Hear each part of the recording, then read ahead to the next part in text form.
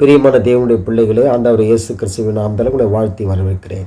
நம்முடைய பிதாவாகிய தேவனாலும் கர்த்தராகிய இயேசு கிறிஸ்துவினாலும் கிருபையும் சமாதானமும் இயேசுவின் நாமத்தில் எப்போதும் உண்டாவதாக. ஆமீன்.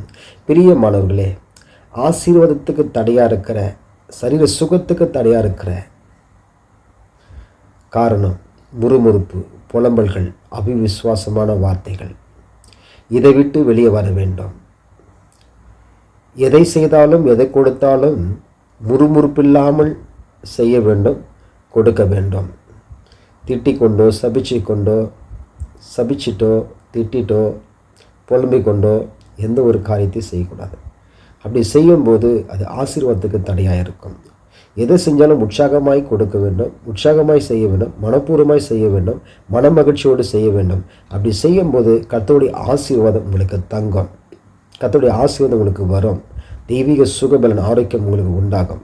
எனவே எதை செஞ்சாலும் முறுமுறுப்பு இல்லாமல் செய்யுங்கள்.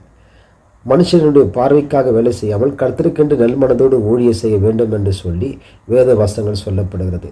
எனவே பிரியமான தேவனுடைய பிள்ளைகளே, ஊழியக்காரர் சகோதர சகோதரிகளே, எதை செஞ்சாலும் முறுமுறுப்பில்லாமல் செய்வோம். முறுமுறுப்பில்லாமல் செய்ய வேண்டும் என்று சொல்லிதான் பிலிப்பியர் 2வது அதிகாரம் 16 வசனம் சொல்லப்படுகிறது. நீங்கள் எதை செய்தாலும் முறுமுறுப்பில்லாமல் செய்யுங்கள் என்று சொல்லி. எபேசியர் 6வது அதிகாரம் 8வது வசனம் சொல்லப்படுது, மனுஷருக்கென்று பார்வைக்கு ஊழியம் செய்யாமல் கர்த்தருக்கென்று நல்மனதோடு ஊழியம் செய்ய என்று சொல்லப்படுது. மனுஷருக்கென்று பார்வைக்காக ஊழியம் செய்யாமல் கர்த்தருக்கென்று நல்மனதோடு ஊழியம் செய்யுங்கள் என்று சொல்லப்படுது.